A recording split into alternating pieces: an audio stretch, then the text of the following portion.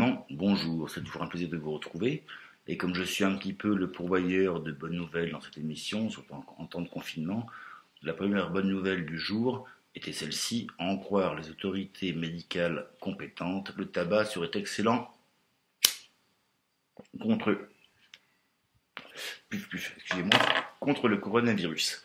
D'ici à ce qu'on apprenne que l'alcool ne soit pas mauvais pour la santé, je ne serais pas plus étonné que ça. Surtout ici à la campagne où on commençait, il fait plus tard plus tôt. Et qu'un petit coup de vin blanc sur les coups de 11h30, midi moins le quart, sous les tonnelles, surtout quand il fait beau, ça n'a jamais tué personne. La preuve en est, regardez, Keith Richards et Gérard Depardieu, dont on peut imaginer qu'ils lègueront plus tard leur cœur à la science, portent encore beau, à 75 ans passés, m'ont l'air plutôt d'être des beaux bébés bien joviaux et bien rigolos, un peu plus que Franck Riester, notre ministre de la Culture, de l'Inculture ou de la Culture, qui lui, effectivement, en a envie, le gamin, il faudrait qu'il arrête le jus de gland, les carottes râpées, parce que ça lui réussit pas. Il est tout pâle, le petit. Il est tout pâle. Bon, dans la série des bonnes nouvelles, je suis désolé, j'arbore une tignasse, on dirait Rahan, le fils des âges farouches en plus de gadget, avec quelques années de plus. Alors je dis ça, c'est pas une pique pour lancer à mon ami François Bousquet qui souffre un petit peu, je cherche le mot, mais d'une certaine forme de capillarité contrariée, parce que n'allez pas vous y méprendre. J'ai beaucoup de chauves chez mes meilleurs amis, et même la plupart de mes meilleurs amis sont chauves. Et d'ailleurs les chauves, nombre d'entre eux ont très bien réussi dans la vie. Regardez Sim, et Mussolini, Yul Brunner, et Eric Letty, Jean Nabir, donc... c'est pas chauve qui peut, mais l'avenir appartient aussi aux chauves. Dans la série des bonnes nouvelles, il ne va pas échapper que depuis un petit bout de temps, on nous fatigue avec les familles, avec le E inclusif, le S inclusif. Or, qu'est-ce qui se passe depuis que tous les bobos ont rallié la Cambrousse chez les ploucs, là où souvent on boit un très bon vin blanc à l'heure où vous avez à peu près indiqué, ces gens-là, ils vont retrouver ce qu'ils appellent la territoire, non, la province, la Cambrousse, excusez-moi. Et puis, ils vont retrouver leur famille. Et la famille traditionnelle, c'est-à-dire en gros papa dans maman, et puis après, il paraît que ça fait des petits-enfants. Enfin, moi je dis ça, c'est ce qu'on me racontait quand j'étais enfant. Et puis dans la foulée, on voit même effectivement ce féminisme bovarien qui commence à marquer un peu le pas, quand on voit que Caroline Fourest défend Henri Zemmour, qui est agressé en pleine rue par une chance pour la France, qui fume du shit marocain, habillé qu'avec une capuche, je sais pas, qui doit être faite en Chine. Je trouve ça me laisse assez rêveur, dubitatif. J'irais pas dire jusqu'à rigoleur, ça serait un peu exagéré. Bon, et puis, dernière bonne nouvelle, c'est qu'effectivement, les librairies rouvrent, surtout ma préférée, la Nouvelle Librairie. Donc, tout ça pour dire, parce que je parle de mes amis chez les chauves, mais également d'excellents amis dans la haute finance internationale, chez Goldman Sachs par exemple.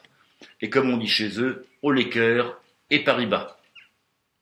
À la prochaine.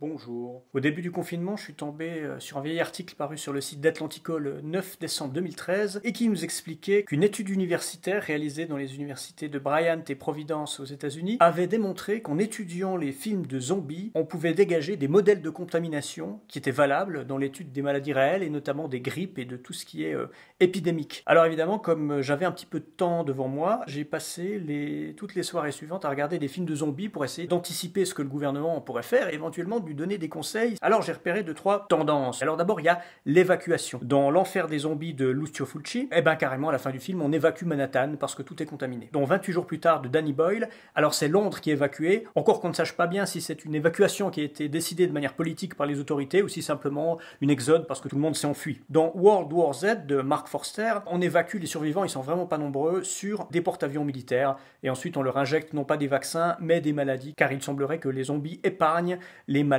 les handicapés et les organismes déjà affaiblis. Un gros blockbuster d'action qui se termine par une déclaration très macronienne de Brad Pitt qui nous explique non pas que nous sommes en guerre, mais que notre guerre ne fait que commencer. Notre guerre ne fait que commencer. Alors sinon, il y a une autre méthode, c'est la quarantaine. Dans Mayhem de Joe Lynch, on met en quarantaine tout un cabinet d'avocats d'affaires parce qu'on a identifié une souche virale à l'intérieur de leurs locaux. Dans Dernier train pour Busan, un film sud-coréen de Sang Ho-yeon, c'est des villes entières qu'on met en quarantaine. Dans Contagion de Steven Soderbergh, on essaye de mettre en quarantaine quarantaine Chicago, même si les habitants de Chicago essayent de fuir jusqu'au dernier moment, un peu comme ça a pu arriver en Italie avec Milan. Alors ce film, qui n'est pas un très bon film, mais qui est très troublant par les coïncidences qu'il présente avec notre situation, alors là-dedans il y a tout, la recherche du patient zéro, la ruée dans les pharmacies sur le gel hydroalcoolique, les atermoiements de l'OMS qui ne sait plus que penser, que dire et que communiquer, l'explosion des blogueurs conspirationnistes et des anti-vaccins, jusqu'à la souche identifiée comme étant portée par une chauve-souris qui aurait infecté des porcs mangés dans des restaurants chinois. Voilà, c'est la faute des Chinois. Dans Rec, le film espagnol de Paco Plaza et Jaume Balaguerro, on met en quarantaine, alors non pas toute une ville, mais simplement un immeuble dans lequel une épidémie s'est déclarée. On se demande d'ailleurs, à un moment donné dans le film, s'il ne faudrait pas attribuer la responsabilité de cette crise à des locataires chinois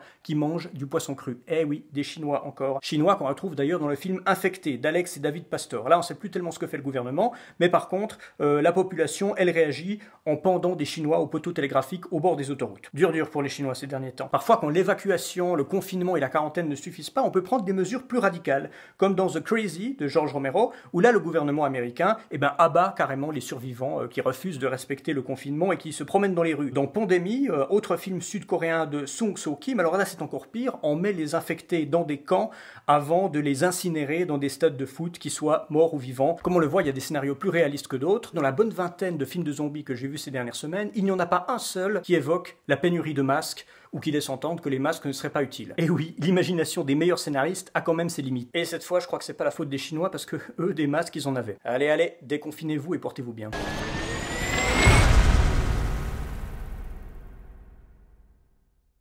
Bonjour à tous. Fin de confinement pour Éléments et tout le monde et début d'une autre chose un peu bizarre. Comme dirait Houellebecq, ça sera probablement la même chose en un peu pire. Alors dans mes suppliques anachroniques, je voulais qu'on nous rende la dernière fois Alain Juppé. C'était de l'humour un peu lourdingue mais amer, qui regrettait quand même la présence d'un État protecteur un peu sérieux. Cette fois-ci, je voudrais qu'on nous rende Georges Marchais. Rendez-nous Georges Marchais. D'avril-mai 2020 en ce moment, on a eu une succession d'avalanches de mots des sachants, d'injonctions, gainage, fooding, solidarité des people sur les écrans.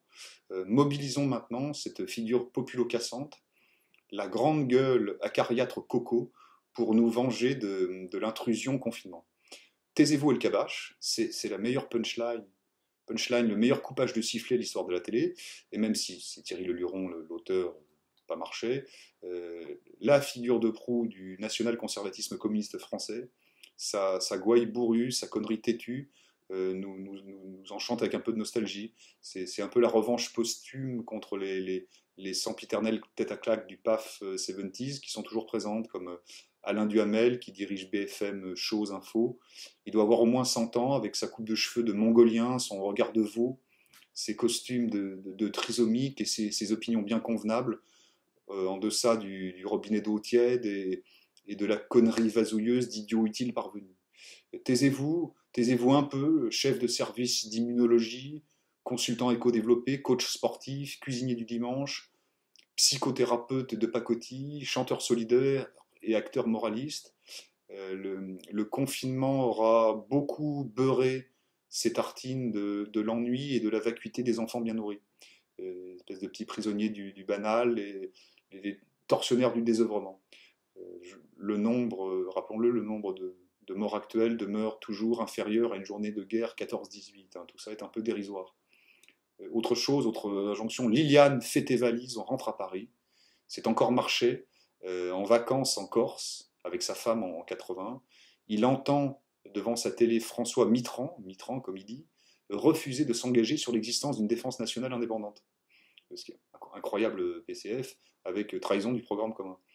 Eh bien, la veuve de l'ancien secrétaire général du Parti communiste vient de faire définitivement ses valises. Elle est morte du Covid-19, seule dans un EHPAD de Champigny-sur-Marne. Je voudrais pour finir reprendre un extrait des Cool Memories de Jean Baudrillard. La révolution du vécu est la pire, celle qui a levé le secret dont chacun entoure sa propre vie pour la transformer en reality show. Ce qui a été libéré à travers toutes les révolutions du désir, de l'expression, du fantasme, de l'analyse, ce n'est pas la dramaturgie de l'inconscient ni le théâtre de la cruauté, mais le théâtre de la banalité. L'interdit n'a pas été levé sur les pulsions, mais sur la trivialité. La naïveté, l'idiosyncrasie, l'idiosyncrétisme. Ce qui a été libéré, ce n'est pas la singularité, mais la bêtise spécifique de chacun, c'est-à-dire celle qu'il partage avec tous les autres. Donc, Baudrillard entre 87 et 90. Bon, courage à tous, courage comme dirait François Bousquet.